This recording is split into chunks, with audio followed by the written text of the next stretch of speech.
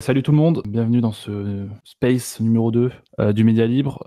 Donc aujourd'hui, ce qu'on a prévu, c'est on va très vite fait parler un peu de l'actu française, en gros de taxes, parce que l'actu française, c'est des taxes, enfin l'actu politique, entre guillemets. Ensuite, on va parler un petit peu, alors pas de l'élection en elle-même aux États-Unis, mais des républicains et un petit peu du tournant libertarien, notamment avec les annonces qui ont été faites un petit peu la semaine dernière. Ce qui s'est passé entre J.D. Vance, Musk et Ron Paul. Pour l'instant, on va commencer avec l'actualité. Alors je voulais un petit peu parler des avancements sur le PLF, mais j'avais surtout suivi en début de semaine, j'avoue. Mais déjà, il y avait 2-3 trucs assez rigolos. Je crois qu'on s'était envoyé pas mal de trucs avec Slater sur Discord. Première taxe que j'avais vue, c'était sur l'eau en bouteille. Je sais pas si vous avez vu ça, mais en gros, voilà, l'eau en bouteille, c'est un truc qui pollue, c'est un truc de bourgeois. Donc, je crois que c'était LFI qui voulait proposer une taxe pour taxer donc toutes les eaux en bouteille. Bon, faudra leur expliquer que la cristalline, c'est pas un truc de bourgeois, hein, mais bref. Donc, on avait cette première taxe et aussi, alors je crois qu'on en avait parlé la dernière fois. Il y avait aussi une taxe sur le sucre. Oui, on avait brièvement évoqué la question Ouais, de la taxe sur les produits sucrés, oui, enfin plutôt le renfort de taxe, parce que c'est oui, c'est déjà déjà plus ou moins taxé. en vigueur, et il y a en prime une taxe qui est déjà en vigueur sur les sodas. Exactement, ouais. Donc on arrive à des doublements, des triplements de taxes aisément. Oui, et justement, alors je sais pas si c'est la même taxe ou c'est une taxe spécifique sur le chocolat, mais en tout cas, les fabricants de Là, la taxe chocolat. était spécifique. Oh, il y a une taxe spécifique sur le chocolat aussi. La surtaxe sur le chocolat qu'ils Ouais, la envisageaient, surtaxe. là, elle était vraiment spécifique, Ah sans oui, putain. rapport avec le niveau de sucre.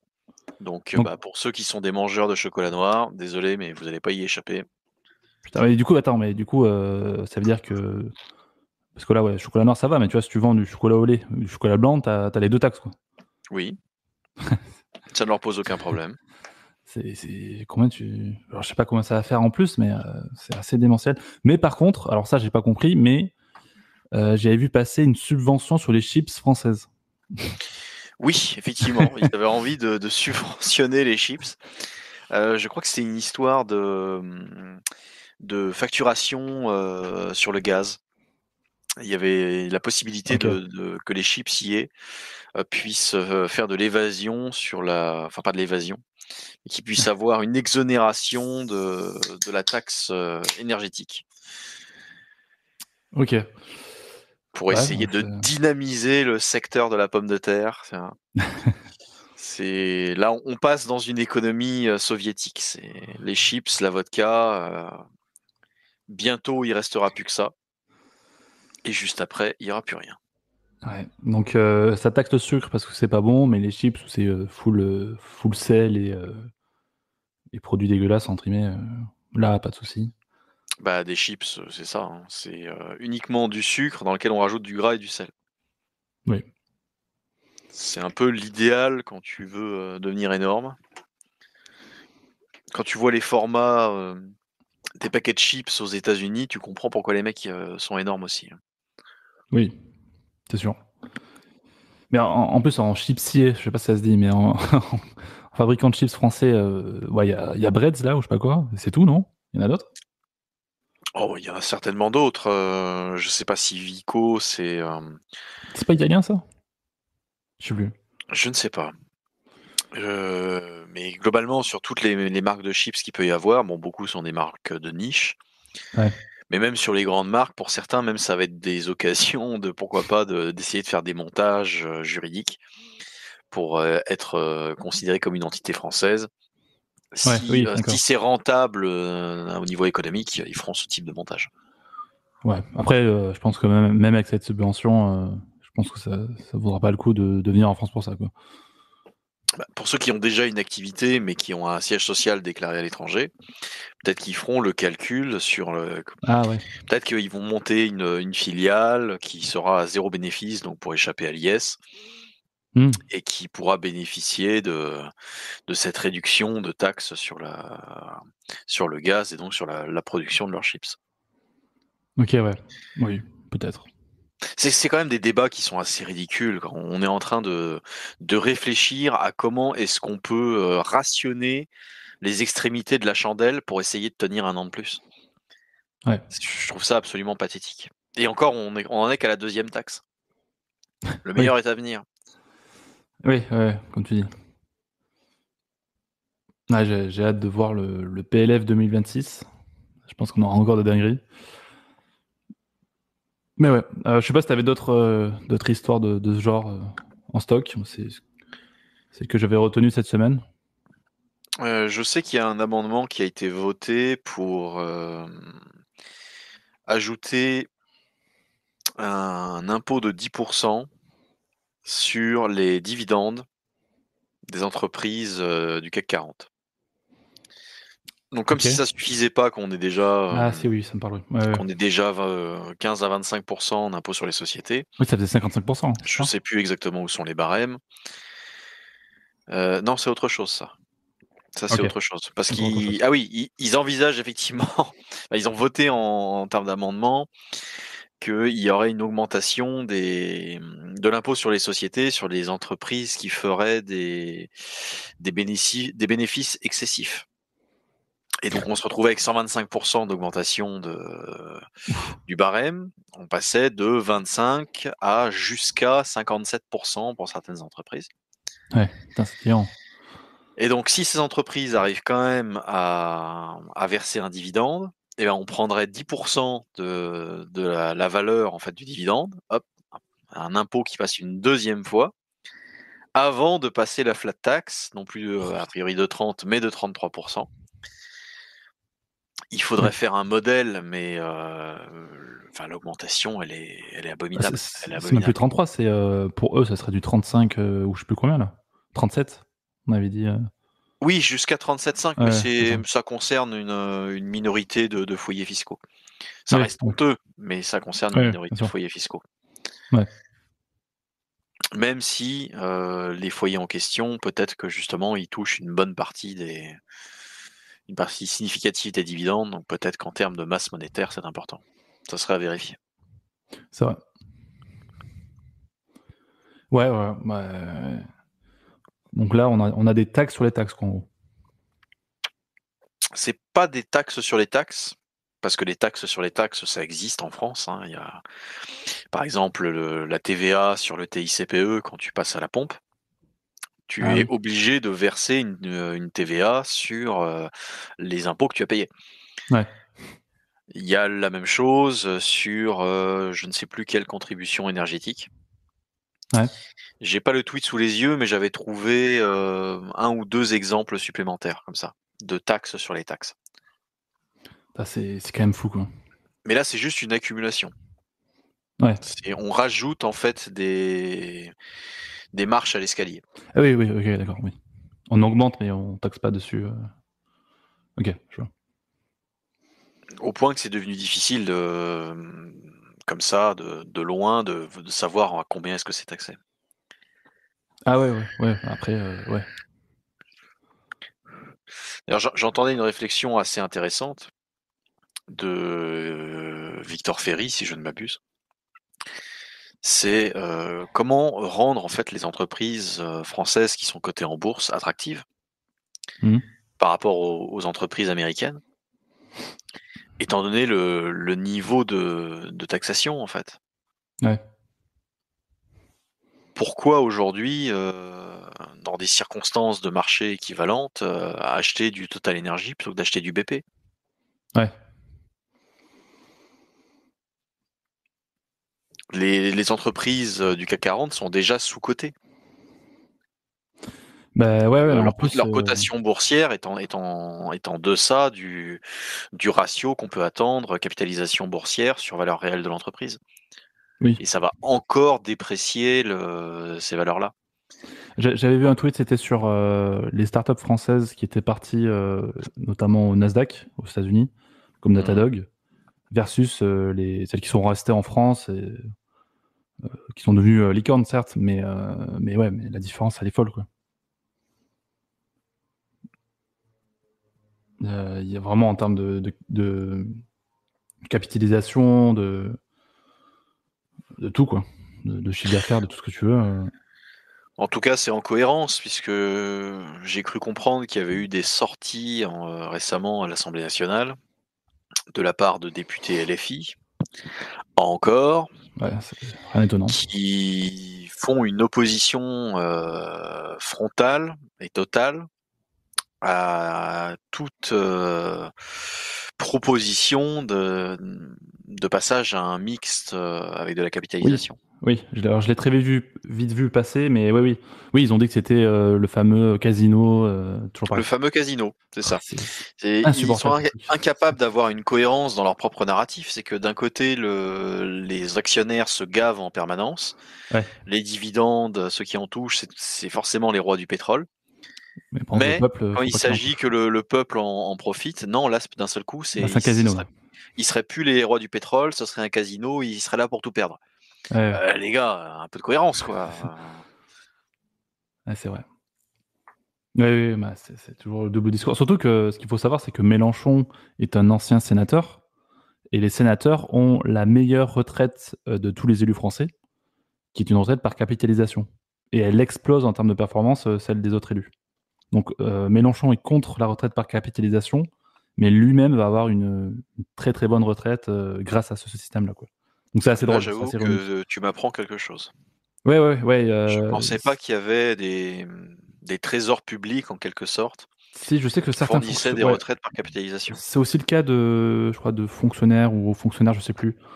Alors j'ai plus le cas précis, mais je sais qu'il y a certains fonctionnaires très spécifiques qui ont cette retraite-là.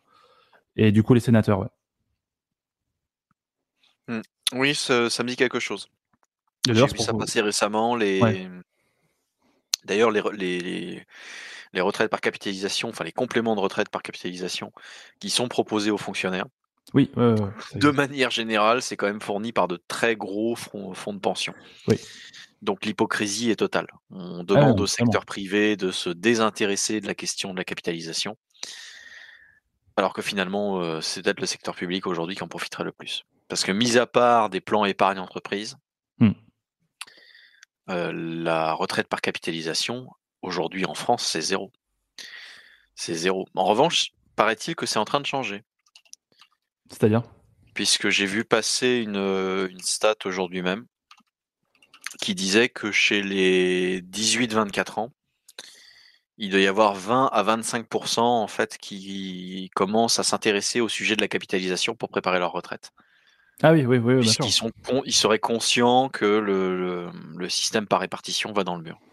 Ouais, mais il y a de plus en plus, si tu regardes Trade Republic, c'est vachement populaire, même chez des personnes plutôt jeunes, entre guillemets. Parce que aussi, c'est beaucoup plus facile à utiliser que certains sites, enfin, ou que certaines solutions, quoi. Enfin, aujourd'hui, il y a des manières assez simples d'investir. Il y a Trade Mhm. Republic, mais il y en a d'autres, hein, mais c'est la première qui me vient parce que je sais qu'elle marche pas mal. Il y a un succès énorme Ouais, de tous les supports d'investissement qui, ouais. enfin moi, me semble très récent. Oui, oui, c'est récent. Peut-être que vous allez pouvoir me dire de quand est-ce que ça date, mais les brokers, donc de type Trade Republic, De Giro, Ouais, ouais. XTB, pour moi, c'est des brokers qui n'existaient pas il y a 4 ou 5 ans. Alors Hmm. dites-moi dans quelle mesure je me Ça trompe. doit être ça, En ouais, tout cas, à peu près, ouais. s'ils existaient, ils ont vraiment gagné en popularité Oui. ces dernières années. C'est un phénomène assez récent. Ouais, c'est assez marrant. Je sais que dans mon entourage, j'ai des personnes qui sont plutôt même des personnes de gauche ou quoi, qui me parlent de Trade Republic. Et bah, ça me fait marrer. Parce que ils vont voter pour des personnes qui sont totalement opposées à ce fameux casino. Mais elles-mêmes ont conscience que bah, ils n'auront pas de retraite par répartition, que c'est la merde. Et qu'en plus de ça, même sans ça, je veux dire, c'est des bonnes solutions. Alors, moi, Trade Republic, je trouve qu'il y a, quand tu es un peu plus connaisseur, il y a un peu mieux, mais c'est bien pour débuter, on va dire. Il y a d'autres solutions qui sont peut-être mieux en termes de frais ou quoi. Ça pourrait être pas mal d'ailleurs de faire peut-être une émission sur le sujet. Je ne sais pas Euh, si Trade Republic désormais est agréé pour gérer des PEA. non, non, non. Alors Je ça, par sais que contre, ouais, ça jusqu'il y a serait game peu, changer. il ne Ouais. l'était pas. Non, non, ils ne sont pas. Je sais que ça fait des années, ça fait 1 ou 2 ans qu'ils parlent de justement de se faire, de passer, enfin de proposer le PEA. Mais je pense que, alors vu qu'ils sont allemands, c'est peut-être ça le problème, peut-être, je sais pas. Je pense que si tant qu'ils sont pas vraiment une entreprise française ou qu'ils n'ont pas peut-être un siège en France, je sais pas, il doit y avoir un truc comme ça. Ouais, je sais pas, après là je dis peut-être bêtises, hein. Mais en tout cas, pour l'instant ils ne le proposent pas, ça c'est sûr. Je sais que là ils proposaient comment ça s'appelle, l'intéressement à 4%, ce qui est un truc qui était, bon, en vrai c'était pas si avantageux que ça, C'est mais 4% sur les liquidités, c'est ça? ouais c'est ça. Ça a Ouais, diminué déjà, mais ouais. ça fonctionne comme un espèce de compte à terme, mais qui est Mm, liquide. Donc. c'est ça. Mais si on considère une flat tax ne serait-ce qu'à 30%, Oui, bah ouais, oui, ça reste déjà moins intéressant en fait d'avoir ces Mm, liquidités-là oui, sur le compte courant de Trade Republic que de l'avoir sur un simple PEA oui, bien sûr. qui Oui, oui, lui, oui, qui lui rapporte 3%. exactement. Et pour ceux qui ont des bas revenus et qui sont éligibles au LEP, ou ceux qui Oui, ouais. optimisent fiscalement et donc qui sont quand même éligibles au LEP comme moi, 4%, 4% net, donc l'équivalent avec la fiscalité de 6% brut, c'est pas négligeable. Donc, c'est pour ça Ouais. que moi, Trade Republic, j'y avais même pas vu d'intérêt pour ouvrir un CTO. C'est pour ça que je me suis orienté davantage sur Bourse Banque. Ouais, ouais, je comprends. Moi, j'avais utilisé Trade Republic juste quand je débutais, en fait. Et en vrai, je trouve ça très bien pour débuter, hein. Mais après, j'ai assez vite ouvert un PEA. Ouais, j'utilise plutôt Enfin, c'est plus intéressant fiscalement, donc je mets beaucoup plus d'argent là-dessus. Juste, voilà, le CTO, ça a aussi ses avantages, notamment, tu peux plus retirer ton argent si on a besoin, ou on sait rien, tu vois, si tu veux financer un projet à moyen terme, entre guillemets. Mais oui, oui, mais sinon, on fera une émission sur le sujet, je pense, intéressant, mais dans l'idée, ouais. Ouais, le CTO, enfin, vous allez me dire si je me trompe, mais il me semble qu'on peut retirer les liquidités Oui, qui sont présentes sur le compte à tout moment. oui, oui, oui, justement, oui, oui, Les, c'est ça les- qui est les intéressant. positions, elles peuvent être contraignantes à vendre, Mm. mais Ouais, tu peux retirer quand tu veux, les ouais. liquidités elles-mêmes, on peut à la fois les faire entrer et les faire sortir. Oui, Ce qui n'est pas le cas du PEA. Si tu exactement, mets ouais. 1500 euros sur ton PEA en liquidité, et finalement tu prends pas des positions et tu as besoin de ressortir ces 1500 euros, t'es niqué. Oui. T'es niqué, tu peux pas les retirer du plan Bah, tu peux, mais ça sans clôture, ouais, clôturer le c'est plan ça, lui-même. c'est ça. Donc si tu as des plus-values, là tu prends ton imposition plein tarif. Ouais. Imposition d'ailleurs qui était quand même très très avantageuse. Il me semble que ça a changé en 2018, Ok. puisque pour les comptes PEA qui ont été ouverts avant 2018, tu étais à la fois exonéré de la part sur l'impôt sur le revenu, et tu étais également exonéré des prélèvements sociaux. Or, les prélèvements sociaux, l'exonération, c'est terminé. Mm. Donc le minimum d'imposition, c'est 17,2%. Oui, ok, d'accord, oui. Et ça, c'est un coup dur. Ouais, déjà, ça fait chier ça. Pour ceux qui ont ouvert les PEA un petit peu trop tard, c'est un coup dur. Je crois que je suis dans ce cas-là en Parce que plus. s'ils ferment leur PEA bah, je suis dans ce cas-là aussi, hein, parce que mon PEA est récent. Dans 10 ou 20 ans, quand ils vont fermer leur plan, 20% sur les plus-values, ça va faire mal. Ouais. Par rapport à ceux qui, à 6 mois, 1 an près, avaient ouvert le compte plus tôt et qui, eux, n'auront pas à payer ça. Et qui ont fait des performances similaires. Oui. Et qui ont pu justement investir pendant le Covid quand c'était bien bas. Enfin bref. D'ailleurs, à propos d'actions bien basses, là, on a eu une chute spectaculaire de l'action Total Energy. Ouais, j'ai vu, ouais. J'en ai un petit peu. J'en ai pas racheté, mais ouais. Mais le minimum actuel est toujours dans la courbe basse. Ok. C'est toujours Donc, intéressant du coup d'acheter. sauf à ce que la fiscalité en fait devienne vraiment contraignante en France et que ça induise une chute supplémentaire. Ouais. Là, sur Total Energy, d'après les analyses graphiques, c'est plutôt le moment d'acheter. Ok. Là, elle doit être tombée à 66 euros, je crois. Ok. Ouais. Je vérifie. Et t'avais Air Liquide aussi, non qui est un peu retombé. Ça s'est bien cassé la gueule, Air Liquide aussi. Ouais. Putain, Total Energy, elle est tombée à 58 €. Ah putain, j'aurais dû en Là, ça racheter. fait mal. Là, ça fait très mal. Je suis rentré assez haut, moi. Ouais, moi je suis rentré plus haut que ça. Ouais. Je sais plus à combien. Mais... J'espère que t'es pas rentré à 70 € en avril. Non, non, ça fait. Non, je suis rentré avant ça. Mais là, actuellement, je suis perdant dessus, hein, je crois. Hmm. Total Energy, c'est un bon verseur de dividendes et Oui. il y a des indicateurs qui disent que l'action peut remonter. Donc, Hmm. à l'heure actuelle, c'est pas un mauvais moment pour acheter. Je pense Ouais. même que là, après cette chute, là, ça va peut-être continuer de baisser.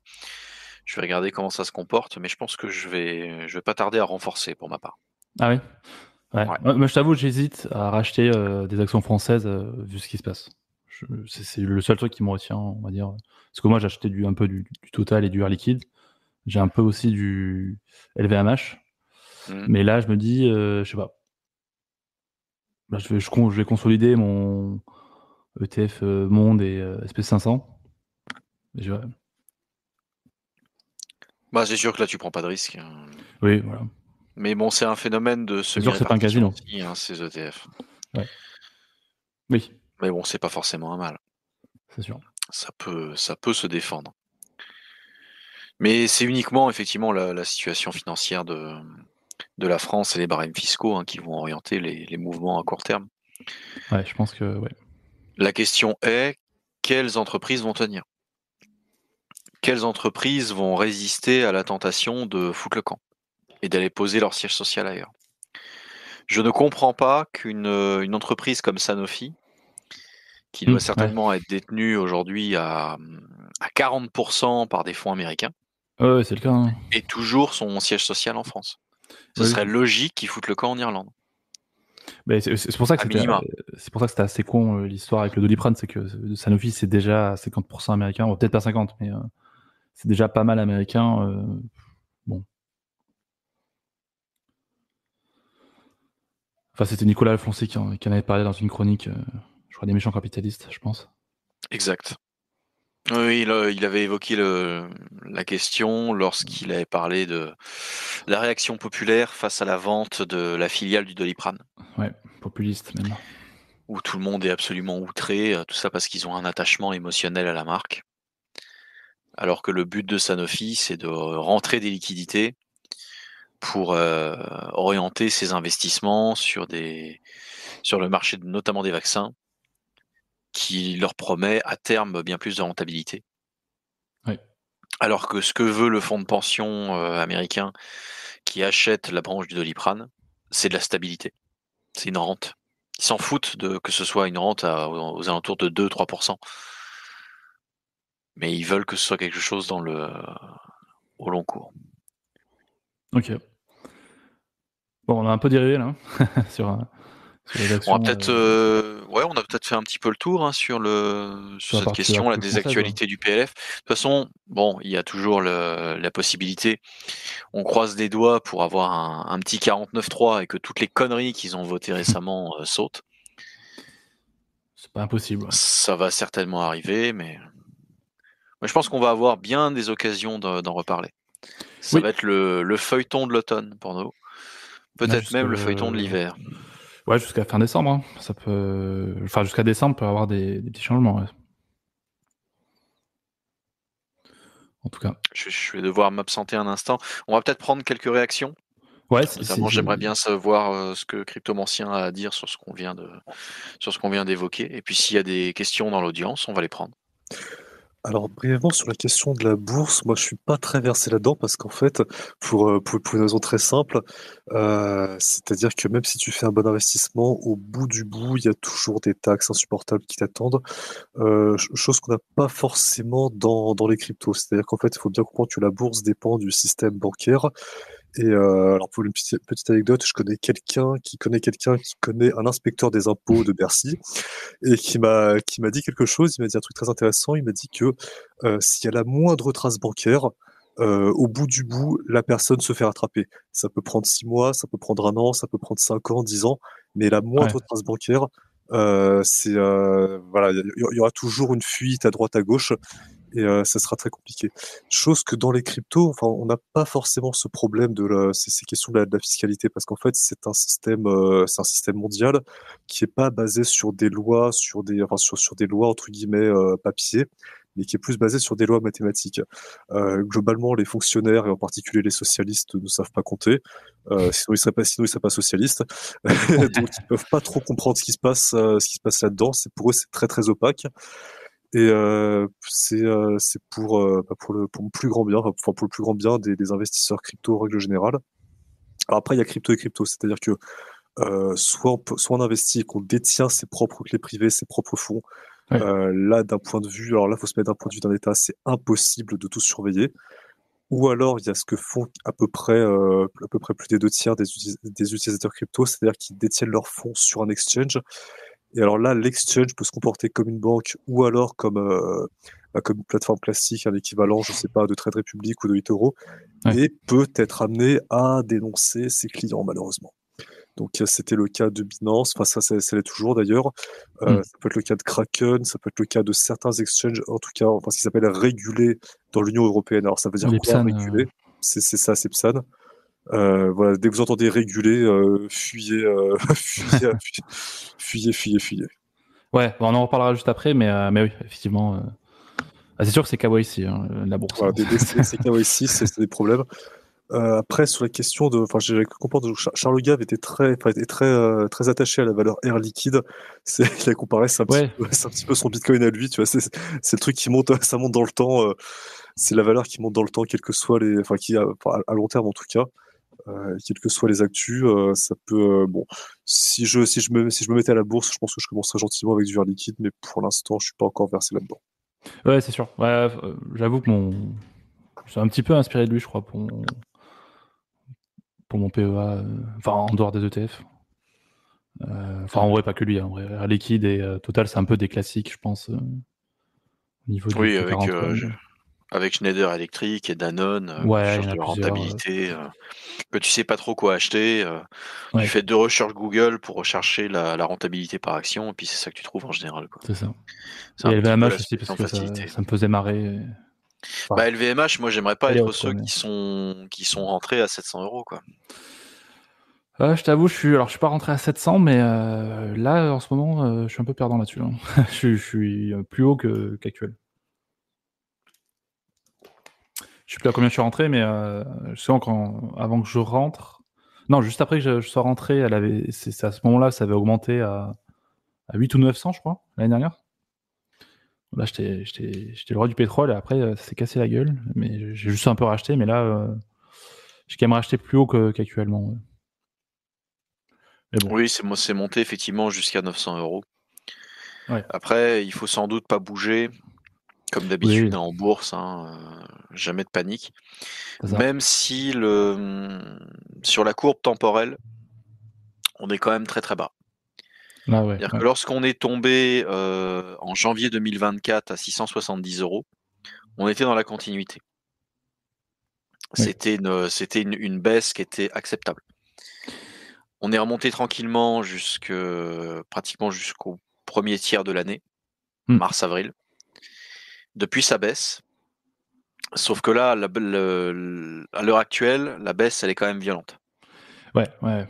On n'aurait pas dû descendre, en dessous de 720 €. Mais c'est Et notamment à là cause et là on de. là on est tombé à 600.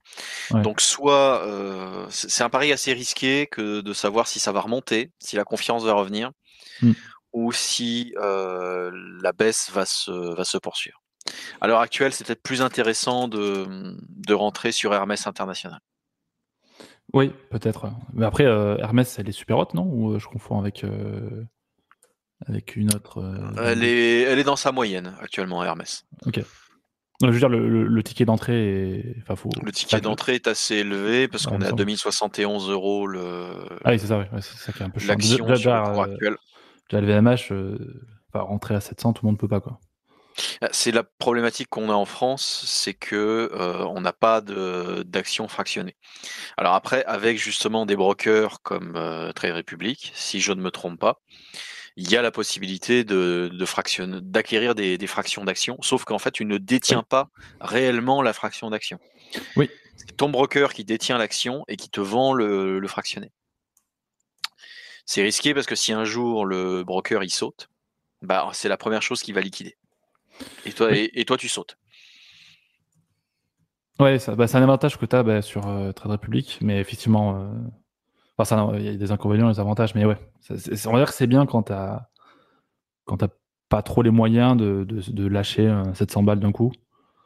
Ou même, je sais que sur mon PA, je sais que je suis obligé à chaque fois d'acheter au moins pour 100 balles d'actions, ce qui est chiant, parce que des fois j'aimerais acheter 3 actions à 50 par exemple. Je suis obligé d'en acheter 2 d'une même action, tu vois, par exemple. Je sais pas si c'est le cas de tous les brokers qui proposent des PEA. Mais ouais, effectivement, en fonction de tes moyens, c'est vrai que des fois ça peut être compliqué de sortir au moins 100 euros d'un coup. Ouais, je peux comprendre. Enfin bref, je propose de passer à la suite, sauf si quelqu'un d'autre a quelque chose à dire. Oui, on va peut-être attendre un instant. S'il y en a un qui veut s'exprimer, qui demande la parole maintenant.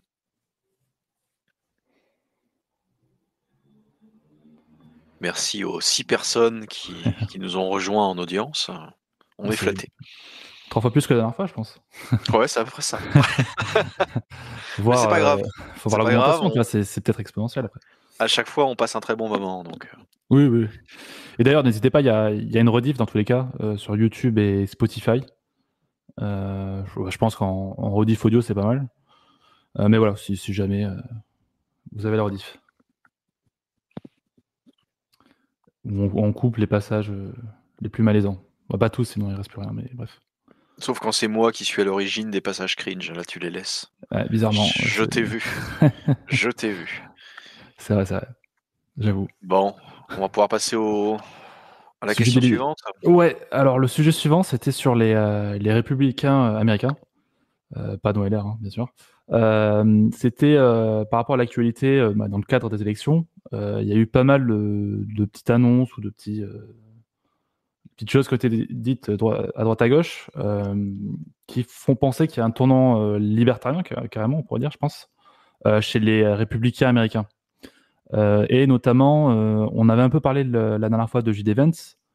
Et justement, je crois que c'est moi qui avais dit que j'avais un peu de mal avec lui parce que je savais pas trop comment le cerner. Parce que des fois, c'est vrai qu'il avait un côté un petit peu socialiste de droite, on va dire. Mais là, récemment, il a dit que aujourd'hui, il était plutôt d'accord avec Ron Paul, qui rejoignait Ron Paul au sujet de la Fed. Donc déjà, c'est très bien qu'un républicain, surtout un potentiel vice-président, parle de ça.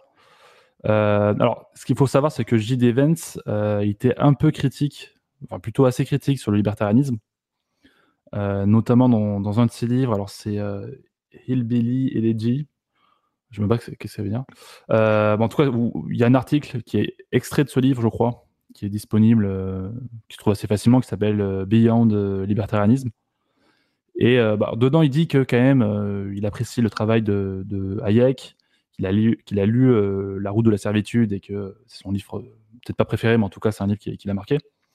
Donc, il reste quand même un peu libéral, on va dire. Mais il critique quand même un petit peu la Silicon Valley, ce qui est un peu étonnant, sachant qu'il est quand même aujourd'hui soutenu par Peter Thiel et qu'il est carrément pote avec Irving Curtis. Mais en tout cas, voilà, il a un peu une critique du libertarianisme, on va dire, comme quoi c'était une idéologie qui pouvait favoriser l'individualisme au détriment d'une solidarité communautaire. Donc ouais, il avait un peu ce discours très droite sociale, on va dire entre guillemets, un peu conservateur, un peu populiste, on va dire entre guillemets. Ouais, il se place un petit peu à l'aile droite de Robert Kennedy Jr. en quelque sorte. Ouais, c'est ça. De base, il avait en tout cas de base, il avait cette chose, cet aspect-là, ce discours-là. Et là, on dirait qu'il revient un peu dessus, ou en tout cas, on va dire qu'aujourd'hui, il donne des cartes aux libertariens. Alors, est-ce que c'est une stratégie électorale? Peut-être. Hein. C'est peut-être purement la stratégie du marketing politique. D'ailleurs, Trump avait participé, on en avait parlé la dernière fois, Trump avait participé à la convention libertarienne. Sistani. Alors c'est eux qui l'avaient invité, hein. Il avait carrément appelé les libertariens à le rejoindre, à voter pour lui. Bon, ça c'était pas très bien passé, mais au moins il avait fait ce pas-là, ce geste-là, ce qui est quand même énorme. Donc peut-être que ça s'inscrit dans une logique, dans une stratégie, mais en tout cas il y avait ça.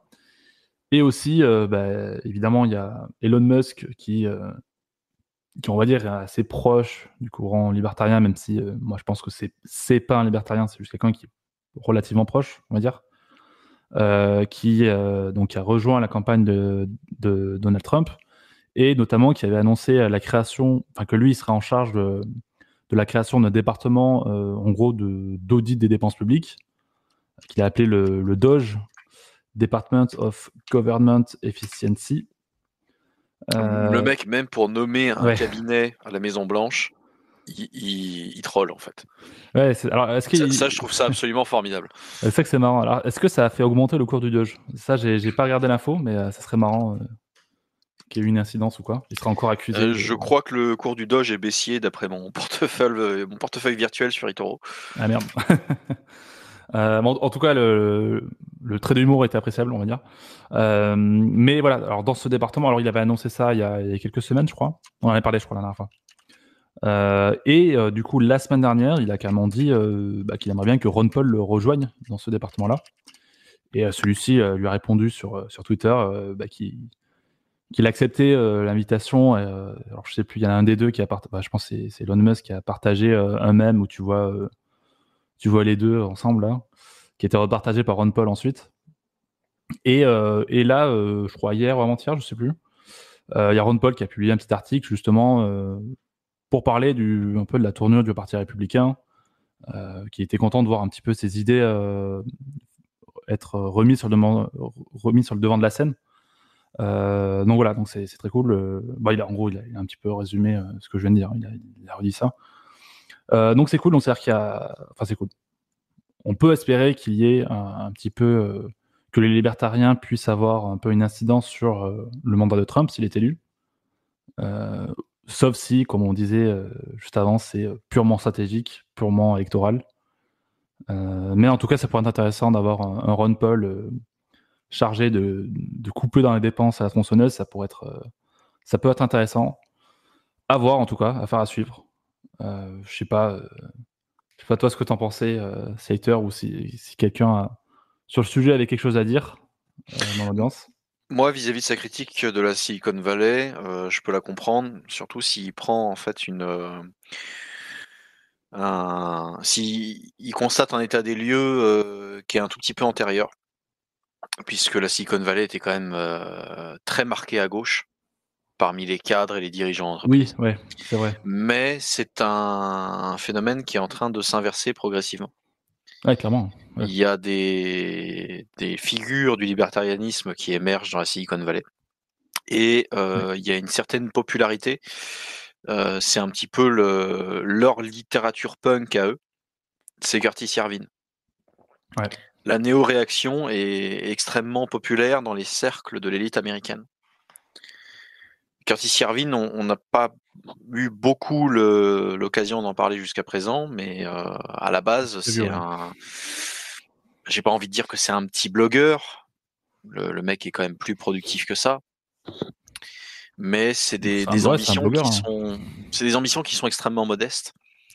Mais la réception de son travail est significative. Ouais. J.D. Vance se dit influencé par lui. Donc si J.D. Vance devient vice-président, ça veut dire que son travail aura influencé le vice-président des États-Unis, quoi. Mais je suis pas surpris donc qu'il y ait eu un rapprochement qui a été tenté entre Trump et Vance et les partis libertariens. Je sais pas dans quelle mesure les partis libertariens des différents États sont indépendants les uns des autres. Je sais que sur les réseaux sociaux, ils se foutent souvent sur la gueule. Oui, ce que j'allais dire. Ouais. Entre les libertariens de gauche et de droite, entre guillemets. Mais je sais pas combien pèsent les libertariens en France. Hein. On est peut-être 1 10 millième de la population, dont beaucoup ne portent pas l'étiquette. Oui. Mais Donc, aux États-Unis, c'est quand même beaucoup plus significatif. Quand oui. on pose la question sérieusement, on arrive plus ou moins à dire qu'il y a au moins 10% de la population qui se déclare libertarienne. Et ils jouent davantage la stratégie politique. Ouais. Ils acceptent de faire de la politique politicienne. Ils ont une stratégie vraiment d'incitative, de participer au jeu républicain, au jeu démocratique, même si c'est un petit peu se baigner dans la fange. Ouais. Ils acceptent cette stratégie du compromis. Il y a, j'ai l'impression, peu d'influence ANCAP sur les gros partis libertariens américains. Tu penses qu'ils sont plutôt minarchistes? Je pense que il y a un triangle qui se forme sur le compas entre les Bleeding Heart, les national libertariens et les minarchistes. Ouais. Et que de manière générale, ils ont vraiment un pragmatisme. Ce Ouais. qu'ils veulent, c'est voir changer l'État fédéral pour leur bien-être au quotidien. Ils s'en foutent de la pureté idéologique. Oui. Ce qui compte, c'est les intérêts à court et moyen terme. Bah, c'est le cas de Chase Oliver. Il est pas non plus. Enfin, c'est pas un anarcho-capitaliste non plus. En tout cas, je crois pas qu'il se définisse comme ça. C'est même à la base, il était démocrate. Mais même Ron Paul, qui est la figure du libertarianisme aux États-Unis, il a évolué, il me semble, un certain nombre de fois sous l'étiquette des Républicains. Ouais, ouais. Et c'est quelqu'un qui est finalement un libertarien assez modéré. Oui. Il a des prises de position qui sont tantôt nationales libertariennes, tantôt nationales conservatrices. Ouais, ouais. Après, il veut quand même end the Fed. C'est pas rien. Mais oui, oui. Sinon, oui, c'est pas. Il Mais appelle le End pas. the Fend, on le retrouvait même chez John Fitzgerald Kennedy. Oui, oui, oui, c'est vrai. C'est juste une opposition vis-à-vis de l'État central et Ouais, du c'est pas la Deep State. volonté de mettre en place une anarchapie, quoi. Loin de là. Ouais. Oui, c'est plus de la décentralisation. Oui, qui est un des gros sujets aux États-Unis qu'on n'a pas en France alors qu'on est ultra centralisé. C'est un de mes plus grands regrets en France, c'est qu'il n'y ait pas ce débat-là, ou très peu, quoi. Mais aux États-Unis, il y a effectivement cette volonté, mais qui est plutôt commun avec les républicains de vouloir décentraliser le pays, quoi. Ou de Les seules rester décentralisé, fois, vraiment. les seules fois en France où on parle de décentralisation, c'est quand il s'agit de donner de nouvelles missions et de nouveaux budgets aux collectivités territoriales. Ouais, c'est de créer une nouvelle couche, une nouvelle Et intermédiaire ça inutile. consiste à créer des couches d'administration. Ouais, et du coup, la décentralisation est critiquée alors qu'en fait, ça n'a pas été fait. Ce qui a été fait, c'est on a juste créé des élus, quoi. Je vais donner la parole à Mitch parce que je vois qu'il a sollicité la parole. Il a sans Ah oui, doute des j'avais pas fait remarques gaffe, par ouais, rapport ouais, à ce très qu'on vient bien. de dire. Et je serais ravi d'avoir son avis sur ce qu'on vient de dire. Mitch, il faut juste que tu actives ton micro et la parole est à toi. Autant pour moi. Vous m'entendez là? Ouais, là c'est bon. On t'entend. Il y a un personnage, alors je suis pas dans le live depuis très longtemps, mais est-ce qu'on a évoqué le cas de Thomas Massie? Non, du tout. Parce que Thomas Massie est finalement une figure assez montante du libertarianisme et d'un conservatisme assez libéral, qui est donc, il est dans le Kentucky avec Rand Paul, hein, donc le fils Ouais, de le Ron fils de Ron Paul. Paul. Et il bénéficie en fait d'une popularité qui est assez importante. Et pourtant, lui, c'est quelqu'un qui a été notamment poussé récemment par Tucker Carlson, qui est quand même Ouais. assez influent dans l'environnement Trump, qui est vraiment une interview très, pas complaisante, mais enfin très favorable de la part de Tucker Carlson. Ouais. Je ne sais pas si vous avez vu l'interview. Et il y a quelque chose au niveau de la poussée du libertarianisme, c'est-à-dire que Massie est quelqu'un qui est vraiment, on va dire, assez sévère dans son libertarianisme, et lui n'a pas vraiment été invité finalement dans l'entourage de Trump, alors il est considéré comme un petit peu un des champions actuels. Il est vraiment perçu comme une relève. Et je Ouais. me demande si c'est un signe, si c'est pas un peu un signe un petit peu inquiétant sur le fait que effectivement ça pourrait être une posture le libertarianisme, parce que Thomas Massie, Ouais, de la part des républicains, tu veux dire? voilà, c'est-à-dire Ouais. est-ce que Trump est en train d'essayer de séduire les libertariens en invitant un Ron Paul qui est quand même, bon, il est un peu sur la fin, hein, Ron Paul, hein, faut être franc, hein, il a beau être en bonne santé et encore, attends, on l'a quand même vu dans une image d'hôpital récemment. Ouais. Est-ce que finalement, voilà, il s'achète pas une image à bon prix avec un Ron Paul qui va pas durer très longtemps et ce qui lui permet d'éviter un Thomas Massie en pleine forme. Ouais, qui pourrait Voilà, lui faire de l'ombre à un J.D. Vance ou quoi. voilà. Bon après, J.D. Vance, lui, il est quand même plutôt, il est libertariano-compatible. Hein, si on lit bien ce qu'il dit, pas grand chose à reprocher à J.D. Vance. Bon, il est pas un ARCAP non plus, mais Non, ouais. la position de Thomas Massie, qui est finalement très orthodoxe d'un point de vue libertarien, qui a eu un petit peu des bisbilles hein, avec Trump lui-même. Il a bloqué certaines Ouais. initiatives de Trump pendant son administration. Est-ce que Ok. finalement, le fait qu'il ne soit pas là, c'est pas un peu mauvais signe? C'est la question que je me Ouais, posais. ouais. Non, mais excellente information. D'une certaine façon, tu penses que c'est une manière de gratter des voix pour les républicains? Bah, c'est-à-dire que ne pas inviter Thomas Massie, c'est se permettre et de privilégier Ron Paul et non pas Rand Paul, hein, parce que Rand Paul est jeune aussi et il n'est pas non plus vraiment invité dans le cercle de Trump. On prend Ron, qui du coup ne va pas durer très longtemps, qui va être fatigué plus vite, hein, qui va être plus facilement écartable. Dans les réunions, il va devoir aller se coucher plus tôt, hein, parce qu'il est vieux.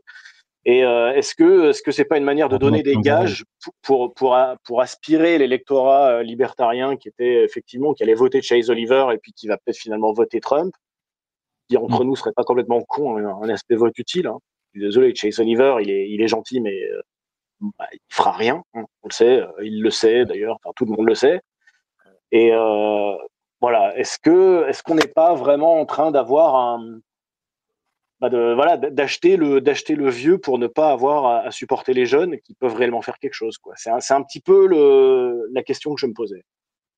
Ouais, surtout qu'il aurait juste, entre guillemets, là il ferait partie du département qui serait créé par Musk. Donc on ne sait pas vraiment son rôle qu'il aurait, ça serait peut-être un rôle Voilà. de consultant, voilà, il ne serait pas réellement dans le gouvernement, peut-être. Après, essayer de manipuler Ron Paul, moi je m'y tenterais pas. Hein. Jouer une partie d'échecs Oui, ouais. contre Ron Paul, bon, faut avoir les couilles, hein, très franchement. Alors que Dr No, voilà. tu peux pas dire oui. C'est pas le premier venu. Il connaît bien Washington. Il connaît bien le Parti républicain. Il le pratiquait longtemps avant Trump même. C'est quand même un mec qui date de Reagan. Hein, Ron Paul, c'est un vieux briscard. Alors, on peut espérer.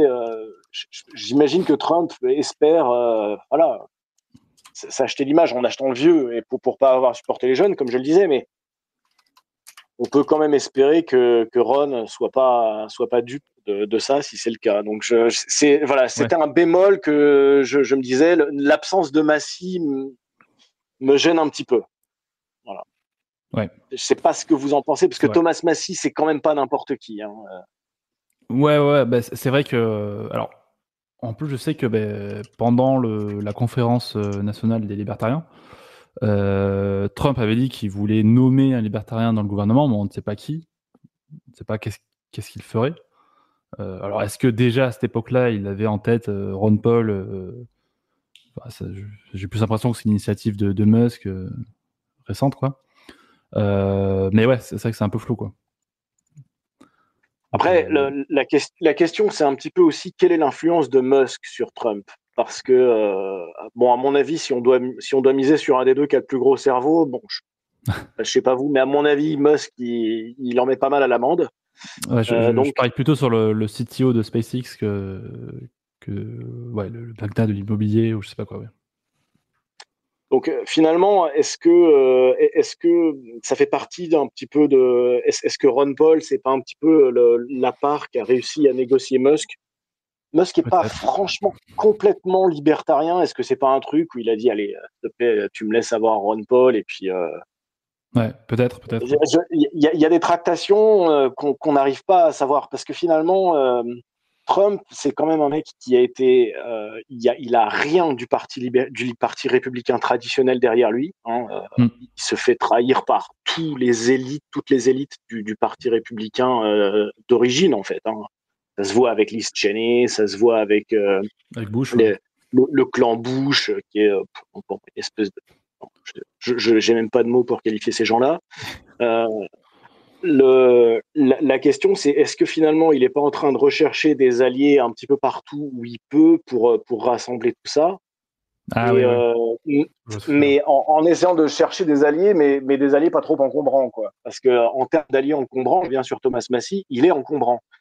Trump a engueulé Thomas Massie plusieurs fois. Il l'a appelé, et Thomas Massie a dit, moi, il m'a appelé, il m'a engueulé, et je lui ai dit, mais voilà, moi, je suis désolé, j'ai une ligne politique claire, et donc voilà, je suis un petit peu partagé par ce choix de Ron Paul, qui était quelqu'un qui s'était mis en retrait, qui finalement qui s'est peut-être un peu fait oublier aussi d'une certaine manière, et qui est donc peut-être un petit peu moins controversé, qui est peut-être un petit peu moins perçu comme un absolutiste maintenant qu'il est. Il s'est fait remplacer par son fils et par Thomas Massie, quoi. Voilà, je suis un petit peu, voilà. Bon, moi, donc je me méfie de la politique comme beaucoup de nous ici. Bon, après, voilà, tout le monde connaît ici mon positionnement, on va dire très monomaniaque sur les armes. Trump, il est pas du tout pro-armes, en fait. C'est quelque chose qu'il a récupéré pour récupérer notamment l'électorat libertarien. Après, est-ce qu'il sait manier il est très statu quo, j'ai l'impression, Trump. Oui, Trump, c'est pas un révolutionnaire du tout. En fait, il a envie que l'État enfin, c'est la perception que j'ai, que l'État fédéral se mette le moins possible de ces questions-là, et que sur les bases constitutionnelles, on laisse faire les États pour continuer de revendiquer des droits sur la question des armes à feu. Un peu comme sur l'avortement. Ça serait de la décentralisation, et voilà, quoi. C'est ça. Oui, mais à l'heure actuelle, parler d'avortement dans la campagne présidentielle, que ce soit d'un côté ou de l'autre, c'est un moyen de perdre des voix. Ouais. Exactement. Que ce soit pour se positionner contre côté républicain ou se positionner pour côté démocrate. Ouais. C'est quelque chose en fait que on a l'impression que c'est un gros sujet aux États-Unis en permanence, la question de l'avortement.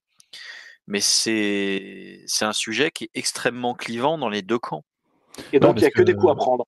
Ouais, parce que même côté démocrate, si Kamala Harris veut draguer un électorat hispanique, je veux dire, tous les hispaniques, ils sont quand même assez religieux. Elle s'est cassé la gueule récemment. Elle s'est cassé la gueule récemment dans un meeting où il y a un mec qui a gueulé Jesus is King. Jesus is King, ouais, tout à fait. Et elle a répondu au mec, vous n'êtes pas dans la bonne réunion. Et elle a pris un backdraft monstrueux. Parce que en France, où on est un pays qui est quand même majoritairement athée, on se rend pas compte. Anticlérical, on peut même dire. Et très anticlérical, en tout cas politiquement parlant. Aux États-Unis, c'est pas du tout le cas. Et elle a pris vraiment une sauce vis-à-vis de ça. Et depuis, elle est dans le rattrapage. Ouais. Cette petite phrase dans un meeting, elle a fait beaucoup parler. Et aujourd'hui, elle est obligée d'aller s'exposer dans des églises protestantes, à faire des lectures de textes et à s'adresser aux paroissiens pour essayer de rattraper en quelques dizaines d'heures la connerie qu'elle a mis 3 secondes à sortir. Après, le problème, c'est que Kamala Harris, dès qu'elle ouvre sa gueule, elle se casse la gueule, en fait. C'est-à-dire que dès qu'elle n'est pas en train de lire un prompteur, elle fait une bourde. Je suis désolé, mais bon, c'est pas que je l'aime pas. Enfin, je ne l'aime pas, évidemment. Mais le fait est que c'est l'anti-animal politique. C'est-à-dire que c'est le Gaston Lagaffe de la politique. Dès qu'elle l'ouvre hors script, elle se plante. Donc, est-ce que c'est vraiment... ce qui compte peut-être, c'est plus le script, parce que de toute façon, c'est pas Kamala Harris qui court pour la présidence, c'est l'administration qui a derrière. Je dirais, bon, et la fiche de vente, c'est le titre, c'est la bande-annonce, quoi. C'est un prête-nom, il y a besoin d'une femme de couleur pour se faire élire. Mais finalement, ce n'est pas forcément un bon calcul d'ailleurs, parce que de couleur c'est une chose. Barack Obama s'était passé, mais une femme, c'est pas évident. Sauf que là, il y a aussi la question du conflit israélo-palestinien. Dessus, il y a beaucoup de personnes de gauche qui du coup la critiquent là-dessus. parce qu'elle serait trop pro-Israël, entre guillemets. Donc là-dessus, elle perd des voix. Du coup, chez certaines minorités. Si maintenant c'est la joue athée, elle peut perdre quelques minorités qui sont aussi plutôt religieuses ou quoi. Alors les Afro-Américains, je sais pas si ils sont. C'est un bon moyen, c'est un bon moment, pardon, pour en parler, c'est qu'elle est en train de perdre des voix sur des populations historiques. Ouais, Les c'est ça. populations américaines qui habituellement votent de 90 à 95% pour les démocrates, cette année, elles ne voteraient qu'à hauteur de 80%. Et les hispaniques qui sont habituellement à 60-40 démocrates républicains, on s'est rééquilibré aux alentours de 50-50. Ouais, c'est Alors ça. il faut toujours ramener ça à ce que ça représente de la population globale, mais c'est loin d'être négligeable. Dans un vote aussi serré, c'est loin d'être négligeable. D'ailleurs, il y a un Surtout paradoxe. avec la question du vote populaire qui est séparé de la question du vote des grands électeurs. C'est un petit peu un paradoxe qui est soulevé également sur les populations afro-américaines qui sont souvent.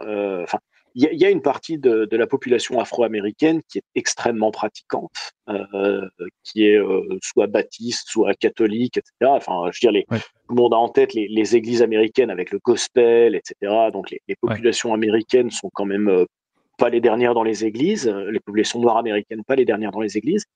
Et ce Jesus is King et vous n'êtes pas au bon endroit, ça peut en refroidir plus d'un. Maintenant, la question, c'est est-ce que la loyauté ethnico-raciale va dépasser la loyauté religieuse? C'est une question qui est intéressante parce que ça trahirait, ce serait assez révélateur aussi d'une évolution de la société américaine. Ouais. Bon, ouais. C'est un peu la grande question. J'ai pas la réponse, hein, j'ai que la question. Ouais, de toute façon, on aura la réponse demain. Comme à chaque fois. Ouais.